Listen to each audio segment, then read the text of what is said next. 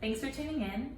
In my last video, tips for starting a wine collection, I mentioned that I had hosted a wine tasting to narrow down the list of wines for the cellar I was stocking.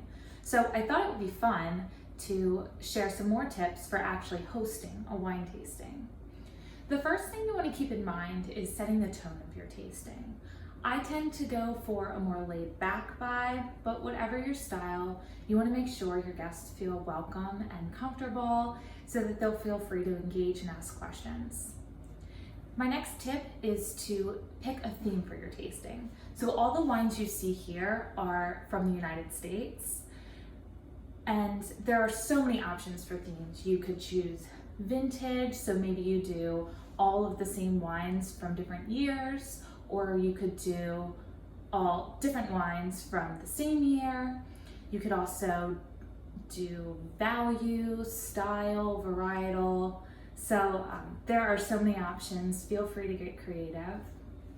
The next thing I would say is you want to make sure you're pouring your wine in the proper order. So if I were to pour these wines, I would start with my sparkling, move to white, rosé, light-bodied red, full-bodied red. And the reason you want to move from lighter to bolder wines is that sometimes the bolder wines can confuse your palate, so it's harder to taste the nuances in the softer wines. And as you pour, I recommend sharing tips for wine tasting. So one of my favorite things to share is the 5 S's of wine tasting. So that would be see, swirl, sniff, sip, and savor. And then I would talk about each wine individually so that your guests feel more intrigued, and they can also kind of understand why these wines were chosen and why they relate to each other. Other things to keep in mind are I like to have my menus printed out, and I'll provide pens and pencils so my guests can take notes if they want to. You want to make sure you have plenty of water, especially if you're sampling a lot of wines, so your guests can stay hydrated.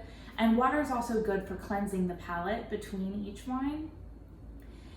I like to serve snacks like cheese and crackers or nuts. Snacks can also help cleanse the palate, and you can see how the different wines pair differently with different foods. I tend to go simple with snacks.